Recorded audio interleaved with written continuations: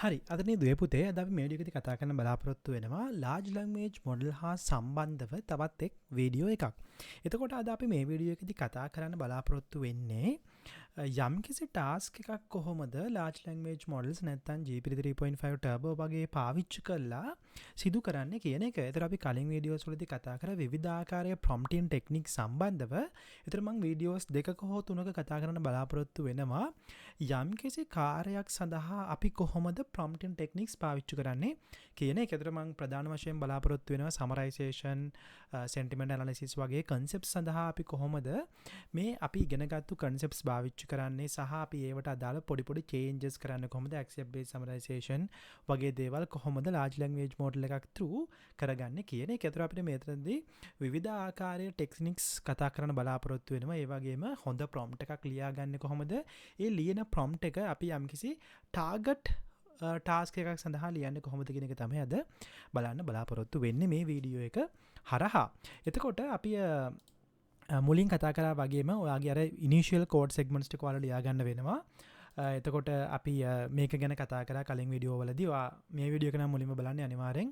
ඔයා සීරීස් එකේ තියෙන මුල් වීඩියෝස් ටික බලන්න. පළවෙනි වීඩියෝ එක දෙක බලන්න. එතකොට ඔයාට මේක ගැන හොඳ අදහසක් ගන්න පුළුවන්. අපි කොහොමද OpenAI කී නිර්මාණය කරගත්තේ, ඊට පස්සේ අපි කොහොමද ලයිබ්‍රරීස් ටික ඉන්ස්ටෝල් කරගත්තේ වගේ concepts ටික බලා ගන්න පුළුවන්. එතකොට අපි මේ බේසික් කෝඩ් බ්ලොක් එකේ නැත්තම් අපි GPT 3.5 turbo model එක response generation කරද්දී අපිට අවශ්‍ය වෙන basic concepts ටික අපි ලියාගත්තේ කොහොමද කියන එක වට දරා අදහසක් ගන්න හැකියාව පවතිනවා. එතකොට මම මේකේ දරා අදහසක් දුන්නොත් අපි credential file එක මුලින්ම call කරගැනීම සිදු කරනවා. ඒතකොට credential file එකේ තියෙන OpenAI key එක ඔයාට OpenAI key එකක් generate කරගන්න පුළුවන්. OpenAI website එකට ගියොත් link එක පල්ලෙහා description එකේ බලා ගන්න පුළුවන්.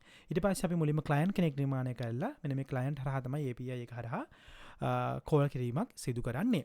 එතකොට අද අපි මේජර් ටාස්ක් එක වෙන්නේ අපි බලන්න හදන්නේ අද කොහොමද කියලා summarization වගේ ටාස්ක් එකක් සිදු කරන්න කියන එක. summarization ටාස්ක් එක සිදු කරන්න කොහොමද කියන එක තමයි අද අපි බලන්න බලාපොරොත්තු වෙන්නේ. එතකොට මේකෙදි අපි විවිධ ටෙක්නික්ස් ගැන කතා කරන්න බලාපොරොත්තු වෙනවා. එතකොට මම අද මුලින්ම ගන්නම් අපිට product review එකක් ආශ්‍රිතව තමයි අපි මේක ගොඩනගන්න හදන්නේ. මම ගන්නවා මුලින්ම product review එකක්. එතකොට මම මෙතන ABC XYZ කියලා කම්පැනි එකට අදාළව මම review එකක් generate කරගත්තා GPT හරහාම. එතකොට අපි මෙන්න මේ වගේ context එකක් භාවිතා කරලා තමයි අපි අදාළ කමෙන්ට් එකත් එක්ක අපි මේක ජෙනරේට් කරන්න හදන්නේ. ඒතර මේ concept එකේ කියවෙනවා නැත්නම් මේ content එකේ කියවෙනවා ප්‍රධාන වශයෙන්ම product එකක review එකක් සම්බන්ධව computer එකක් ගැන යාගේ කොහොමද features මොනවද සහ ඒකේ අදාළ usability වගේ concept එකක් ගැන තමයි කතා කරන්නේ. ඒතර අපි මේකේ මුලින්ම අපි බලමු මේ context එකේ length එක කොහොමද කියලා. අපි මුලින්ම print කරගමු length එක. ඒතර අපිට අදහසක් ගන්න පුළුවන් මේක කොච්චර දිගද කියන එක. එතකොට අපි product review එකේ length එක ගත්තොත් එතකොට ඔයාලට දල අදහසක් ලබා ගන්න පුළුවන්. මේ context එකේ තියෙනවා වචන 1831ක context එකක් තමයි අපි summarize කරන්න බලාපොරොත්තු වෙන්නේ. එතකොට මේ summarization එක කරගෙන යද්දී අපි සාමාන්‍යයෙන් කතා කරපු ක්‍රමවේදය තමයි අපේ in general ක්‍රමවේදය තමයි අපිට zero shot prompting technique එක පාවිච්චි කරලා අපිට direct කියන්න පුළුවන් මේක සමරයිස් කරලා දෙන්න කියලා. එතකොට අපි ඒක බලමු. එතකොට මම prompt එකක් ලියනවා.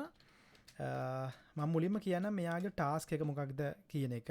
එතකොට අපිට මුලින්ම පාස් කරන්න පුළුවන් මේ අර හොඳ techniques. එතකොට අපි මුලින්ම කියනවා මොකක්ද මෙයාගේ task එක. නැත්නම් අපි මොන කාර්ය සඳහාද දැන් large language model එක නැත්නම් GPT 3.5 turbo එක පාවිච්චි කරන්න යන්නේ. අපි කියමු මුලින්ම your task is to summarize the given context. Summarize the given context. අපි කියනවා මෙන්න මේක තමයි මෙයාගේ task එක. අපි කියමු තව දුරටත් පොඩ්ඩක් explain කරන්න. අපි කියමු you are given with a review related to a product. අපි කියනවා මොන එයාට මොන වගේ දෙයක්ද සමරයිස් කරන්න තියෙන කියන එකත්. එතකොට එයාට දල අදහසක් අපි මුලින්ම දෙනවා. අපි කියනවා මෙයාගේ ටාස්ක් එක වෙන්නේ සමරයිස් කරන එක.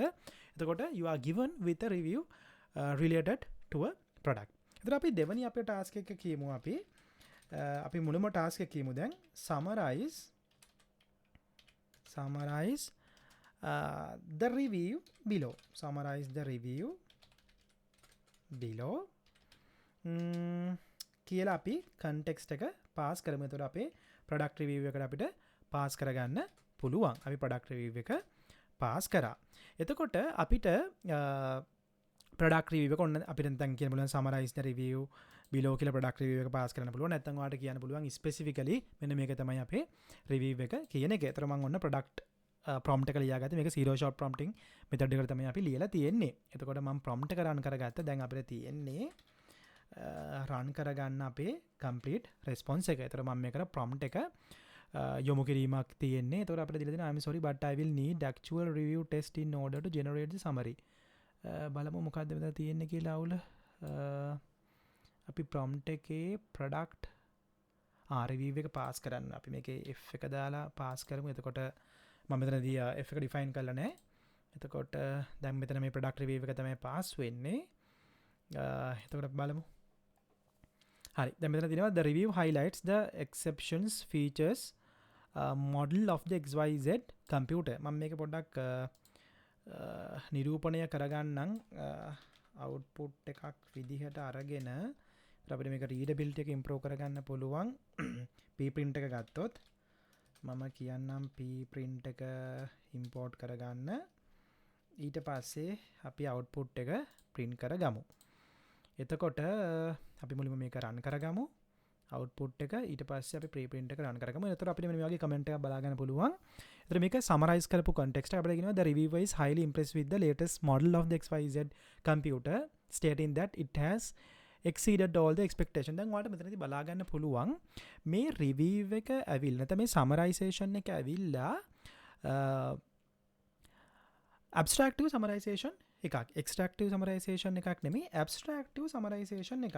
abstractive summarization එකක්. abstractive summarization එකක් කියලා කියන්නේ එතකොට මෙයා මෙතනදී ඒ meaning එක නැත්නම් අපි දීලා තියෙන concept එක identify කරලා තමයි එයා summary එකක් generate කරලා තියෙන්නේ. ඒ කියන්නේ එයාගේ words වලින් අපිට මේ සම්පූර්ණ context එකට දාලව review එකක් තමයි දීලා තියෙන්නේ. ඒතර අපිට තියෙනවා තව concept එකක් extractive summarization කියලා. ඒතර extractive summarization වලදී වෙන්නේ ගොඩක් දුරට try කරනවා ඒකේ තියෙන wordings වලින්ම අපිට දෙන්න. ඒකේ තියෙන wordings වලින්ම අපිට දෙන්න try කරනවා. එතකොට දැන් මෙතනදී නම් අපිට බලා ගන්න පුළුවන් ඉන්නේ abstractive summarization එකක්. ඒතර අපිට ඉදිරියේදී ඕක extractive summarization වලට උනත් හදාගන්න හැකියාවක් තියෙනවා prompt එක change කරලා. දැන් මම මෙතනදී අපි output එකේ length එක බැලුවොත් අපි බලමු length of output. එතකොට අපිට අදහසක් ගන්න පුළුවන් අපේ summary එක කොහොමද ආවේ කියන එක. මම කියන්නම් output එක දෙන්න. එතකොට 527කට මේක summarize වෙලා තියෙනවා. අපේ මුලින්ම initially තිබුණ 1831ක product review එකක්. ඊට පස්සේ අපි මේක summarize කරගත්තා 527කට. දැන් අපි හිතමු මේක අපිට තව පොඩ්ඩක් prompt එක augment කිරීමට අවශ්‍යයි. ඒතර අපි කියනවා මේක summarize the review below into two sentences. අපි තව මේක specific කරනවා. එතකොට මම මේ prompt එක run කරගන්නම්. ඊට පස්සේ මම output එක run කරගත්තා. අපි බලමු මේක print කරගත්තොත් දැන් අපිට මේකේ පෙන්නනවා 480කට තව දුරටත් අඩු වෙලා තියෙනවා. ඒතර review එක තව දුරටත් change කර ගැනීමක් සිදු කරා. දැන් මෙතන තියෙනවා the reviewer highlights the precise the latest model of the XYZ computer කියලා. අපිට දැන් මේක sentences දෙකකට කඩලා තියෙන. මෙයා එක sentence එකක් වෙනවා. ඒතර මෙතන දීලා තියෙනවා overall the reviewer is thoroughly impressed with the XYZ computer. ඔහොම කියලා අපිට concept එක නැත්නම් අපේ summary එක generate කරලා දීලා තියෙන. මෙතන ඔයාලට මෙතනදී බලා ගන්න පුළුවන් අපේ requirement එක අනුව අපිට මේ prompt එක change කර ගැනීමේ හැකියාව පවතිනවා. prompt එක change කර ගැනීමේ හැකියාව පවතිනවා. එතකොට අපි දැන් අපිට මේ prompting එක focus කරන්න අවශ්‍ය නම් ඒ කියන්නේ දැන් අපි මෙතනදී review එක ගත්තොත් මෙතන review එකේ ප්‍රධාන වශයෙන්ම කතා කරනවා concepts කිහිපයක් ගැන. එතකොට මෙයා කතා කරනවා ඒකේ තියෙන usability එක ගැන කතා කරනවා නැත්නම් features ගැන කතා කරනවා. එතකොට අපි හිතමු අපිට summary එක හදාගන්න අවශ්‍යයි යම්කිසි aspect එකක් target කරලා.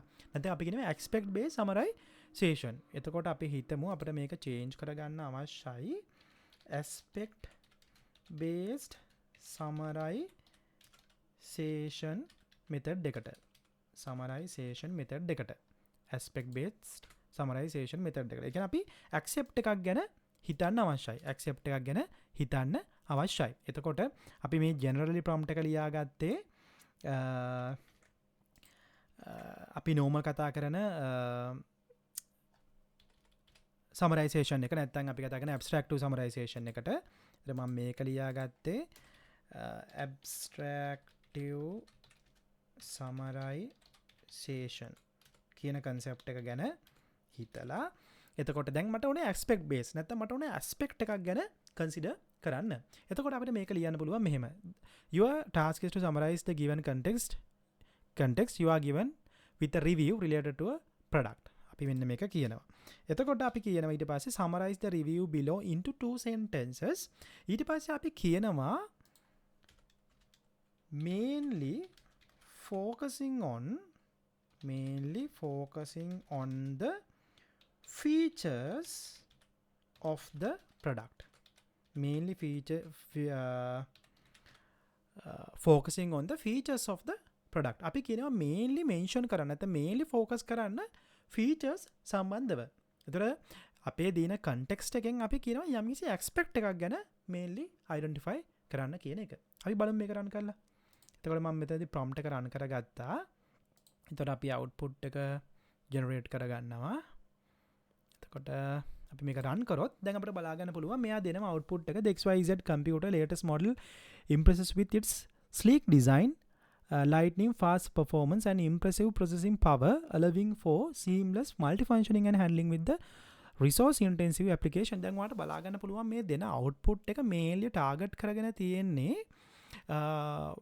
අදාළ product එකේ features සම්බන්ධව.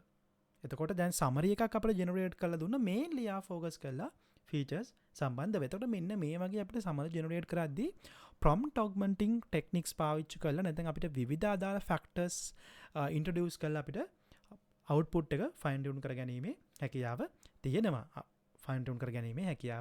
තියෙනවා. එතකොට අපි බලමු තව මම පොඩි change එකක් කරන්න හදනවා. extractive summarization method එකකට යනවා නම් extractive summarization method එකකට යනවා නම් අපි කොහොමද මේක fine tune කරගන්නේ කියන එක තමයි බලන්න යන්නේ. එතකොට මම බලනවා මෙන්න මේ prompt එක කොහොමද අපි fine tune කරගන්නේ.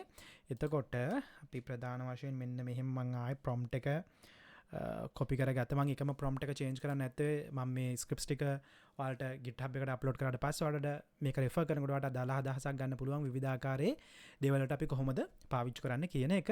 නිසා තමයි මම මේ prompt copy කරගෙන paste කරන්නේ. එතකොට ඔයාලට අදහසක් ලබා ගන්න පුළුවන්. ඒ වගේම මේ scripts සියල්ලම GitHub එකට upload කරලා තියෙනවා. ඒ වගේම reference link එක ඔයාලට පල්ලෙහා description එකෙන් බලා ගන්න පුළුවන් වෙනවා. එතකොට අපි දෙනවා your task is to summarize the given context you are given with a review related to a product. එතකොට මම මෙන්න මේ වගේ කියනවා. ඊට පස්සේ මම කියනවා summarize the below into 2 sentence. summarize the below into 2 sentence. හැබැයි මම මෙතනදී specifically කියනවා summarize කියන word එකට සාපේක්ෂව මම පාවිච්චි කරන word එක extract කියන word එක. your task is to extractively summarize the given context. Extractively summarize the given context. You are given with the review related to the product. එතකොට මම කියනවා summarize the review below into 2 sentences. අපි හිතමු මම මෙතනදී aspect based extractive summarization එකට යන්නම්. මම කියනවා based on the usability. based on the usability කියන ෆැක්ටර් එකත් එක්ක තමයි මම කියන්නේ. එතකොට මම product review එක දීලා තියෙනවා. එතකොට අපි කියමු තා පොඩ්ඩක් අපි මේකේ change එකක් දෙමු. try to highlight the review as it is. එතකොට මම මෙතනදී මේ extractive summarization technique එක තමයි යන්නේ. හැබැයි මම මේක further emphasize කරලා කියනවා try to highlight the review as it is. එතකොට review එක ඒ විදිහටම දැන් අපි කියමු try to highlight the wordings. try to highlight the wordings of the review as it is. එතකොට අර ඒ words ටිකම පාවිච්චි කරන්න කියලා කියනවා. එතකොට අපි පොඩ්ඩක් prompt එකේ කියන extractive summarization එකක් යන්නේ. extractive summarization එකේ ප්‍රධාන වශයෙන්ම වෙන්නේ අපි paragraph එකේ තියෙන ප්‍රධාන target කන්සෙප්ට්ස් ටික තමයි නැත්නම් ටාගටඩ්ම වර්ඩ්ස් කීවර්ඩ්ස් බේස් තමයි එක්ස්ට්‍රැක්ට් කරලා ගන්න. ඒතර ඒ එක්ස්ට්‍රැක්ට් කරපු වර්ඩ්ස් වලින් තමයි අපි සමරි එක ජෙනරේට් කරන්න යන්නේ. ඇබ්ස්ට්‍රැක්ට් ටු සමරයිසේෂන් වලට සාපේක්ෂව වෙනස්. ඊට පස්සේ අපි මොකද්ද කරන්නේ? මේක සමරයිස් කරන්න කියනවා 2 sentence එකට 2 sentences වලට based on the usability. ඒතර මෙයා mainly focus කරන්නේ usability කියන aspect එක සම්බන්ධයෙන්. ඒතර අපි product review එක pass කරා. ඊට පස්සේ කියනවා try to highlight the wordings of the review as it is. අපි කියනවා ප්‍රධාන වශයෙන් highlight කරන්න try කරන්න ඒ words ටික ඒ විදිහ යටම. එතකොට අපි යම්කිසි reviewer කෙනෙක් දීපු review එක summarize කරද්දී එයාගේ words ටිකම අපිට use කිරීමේ හැකියාව පවතිනවා. එතකොට අපි prompt එක run කරා. ඊට පස්සේ මම මේකෙන් තමයි output එක generate කරන්න හදන්නේ. එතකොට අපි output එක බැලුවොත් අපිට බලා ගන්න පුළුවන් මෙන්න මේ වගේ the XYZ computer impressively processing power allows for effortless multitasking without any lag, making it a dream to use. එතකොට ඔයාලට බලා ගන්න පුළුවන් මේක අපේ basically මෙන්න මේකේම තිවිච්ච tasks වලින් තමයි අරන් තියෙන්නේ.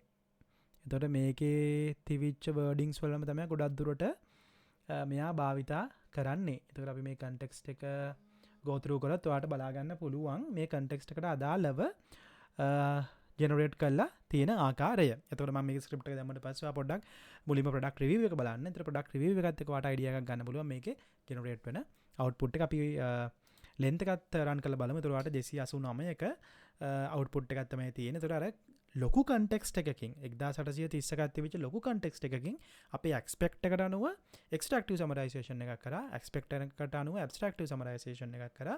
ඒත් අපි accept එක නොසලකා abstractive summarization එකක් කරන ආකාරය තමයි අපි බැලුවේ large language model නැත්නම් GPT 3.5 turbo model එකක් පාවිච්චි කළා. ඒතකොට අපිට මේ ආකාරයෙන් විවිධ changes කරන්න පුළුවන්. ඒතකොට දැන් එක review එකයි අපි මෙතනදී පාවිච්චි කරේ. ඒ වගේම reviews කිහිපයක් උනත් භාවිතා කරන්න පුළුවන්. reviews කිහිපයක් භාවිතා කළා. ඒවා අපිලා list එකකට හෝ යම්කිසි ෆයිල් එකක් ආකාරයෙන් නිර්මාණය කළා. ඒ සම්පූර්ණ ෆයිල් එකම උනත් දීලා අපිට ඒ සියලුම කමෙන්ට්ස් නැත්නම් සියලුම රිවිව්ස් එකට ඇනලයිස් කරලා සම්පූර්ණ සමරි එකක් උනා ජෙනරේට් කර ගැනීමේ හැකියාව තියෙනවා. ඒතකොට මේවා බහුලව අපිට භාවිතා කරන්න පුළුවන් වෙනවා ප්‍රොඩක්ට්ස් නිර්මාණය කරද්දී. එතකොට අපි සාමාන්‍යයෙන් දන්නවා සමරයිසේෂන් කියන එක very important. අපිට ලොකු ඩොකියුමන්ට්ස් තියෙද්දී අපි ප්‍රධාන වශයෙන්ම සමරයිසේෂන් වගේ ටාස්ක් අනිවාර්යෙන් කරන්න වෙනවා. එතකොට සමරි එකක් කරද්දී අපි කොහොමද ඒක හරියටම නිර්මාණය කරගන්නේ කියන එක ඩිපෙන්ඩ් වෙනවා. වාගේ prompt එක ලියන්න කොහොමද, prompt augment කරන්න කොහොමද, සහ prompt එකට අදාළ factors ඒවා කොහොමද දෙන්නේ කියන එක. ඒකයි